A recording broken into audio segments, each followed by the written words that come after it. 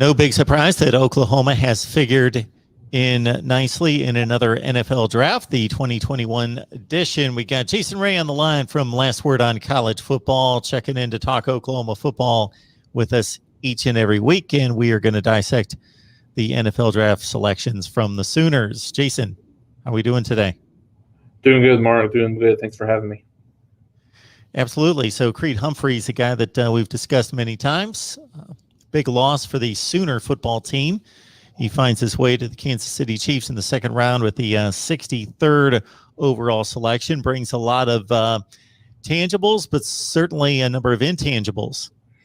Yeah, Mark, I think the biggest impact that Creed will have is kind of from a cerebral perspective, how smart he was at the position. At Oklahoma, he played as a redshirt freshman, started as a redshirt freshman. So, being there for the 4 years at Oklahoma, he had that ability. Obviously has the physical size and tools, but I think the mental capability is what, really, put him over the top. And I think there was some, as we, followed through the draft, I think there was some discussions that, Creed could potentially go in the first round at a later pick in the first round. I think, centers aren't typically a high draft pick in the NFL, but at the same time, I think, there was some thoughts that he might go first round. So I don't think there was anything bad. He had a really good combine at Oklahoma. I mean, he had a real good pro day at Oklahoma, and then obviously there was no combine this year. But I think at that point he played pretty well. He looked pretty well throughout his senior season, then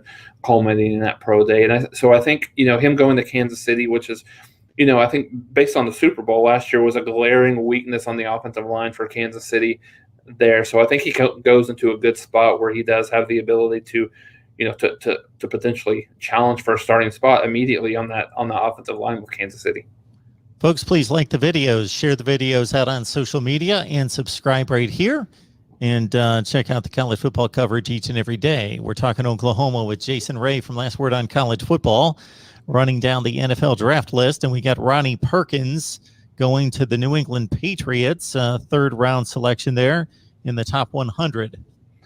Yeah, Perkins is a guy that was really interesting this year, Mark. He played extremely well in the in the 5-6 games that he was in. Certainly missed half the season because of the lingering suspension from the year before. But a guy that really solidified Oklahoma's defensive line down the stretch through the year. So I think it was not a big surprise that he went out into the draft this year. I think there were some discussions, based on what would his projection be throughout a full year, get that to get that suspension behind him. But, ultimately, I think it was a good decision for him to jump, very, very much like Creed. I think there were some thoughts that he might go second round, but I think there was also some projections that he might slip all the way to the fourth round. So good opportunity there for him in the third round with New England, a franchise that, has the ability to,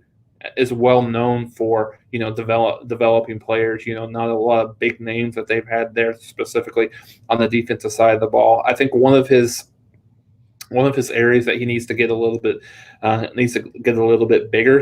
He's good size for a defensive end, but I think from an NFL perspective, if that's where he wants to be, if they don't end up moving him to a kind of a hybrid linebacker type, I think he'll need to beef up a little bit. But certainly a guy that has a lot of good moves on the edge, and that was kind of shown this year as he had his most productive year in college this 5-6 games this past year. A guy joining Ronnie Perkins in New England will be a guy that also benefited from Kennedy Brooks sitting out in 2020. Ramondre Stevenson going to the Patriots. Yeah, I think he's about where I think I envision him going, and I think the comparisons to LeGarrette Blount are pretty spot on that I've seen, just in terms of how he runs from a physical nature. He's not extremely quick. He's not going to outrun a whole lot of people, but he's got good vision. He has the ability to break tackles in the open field, and is really kind of a powerful runner. I know a lot of some of the draft projections, almost even had him as a fullback. So he certainly could materialize to be a fullback in the NFL, but I think he certainly has the opportunity to be that kind of a bulldozer type of a running back in the mold of a LeGarrette Blount, which is interesting because the comparisons from a running style perspective is there, and then certainly LeGarrette Blount had his problems in college at Oregon from getting in trouble perspective, and then certainly Ramondre Stevens had that a little bit, but I think both of those kids were able to change that perception on how well they played and were able to certainly stay out of trouble. So I think Ramondre Stevenson has that ability. The talent is there to be a good running back there for New England. We've got Jason Ray on the line from Last Word on College Football here to break down the Oklahoma portion of the NFL Draft for 2021 with 5 selections taken off the board. And we move on to the secondary, a couple trays. First of all, Trey Brown, cornerback, 4th round selection by the Seattle Seahawks. Brown, Mark, is a kid that I think he's going to be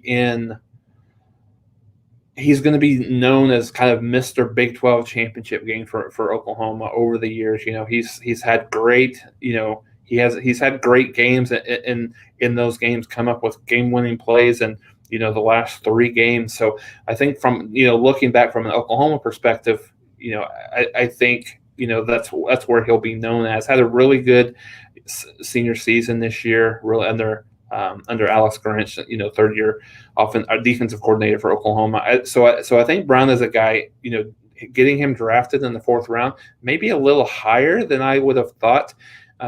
He would have made, he's a little bit undersized from a cornerback perspective. I believe 5'10", 5'9", 5'10" is where he's at there. So a good situation in Seattle, a team that is really kind of known on how well, the Legion of Doom defense is not quite what it was previously in previous years, but still a good defensive team, a good situation for him to come in and maybe learn a little bit early on. So really a situation where coming into the year, didn't really think that kid would have an opportunity to be a 4th round draft pick, but kudos to him on how well he played, how physical he played in one-on-one matchups, and he was one of the best one-on-one cornerback defenders in the country this year. So I think the only thing going against him is his size, but his ability specifically at the next level here in the NFL is to play bigger than he is going to be pivotal in how much success he's able to have. Breaking down the Oklahoma portion of the NFL Draft here with Jason Ray from Last Word on College Football. We encourage you to head on over to Last Word on College Football, check out Jason's work, and, of course, our friends Tony Siracusa, Kevin McGuffey as well. All right, another Trey drafted out of the secondary there at Oklahoma, the final selection for the Sooners and one of the final selections of the entire draft near the end of the 7th round by the Pittsburgh Steelers and Trey Norwood.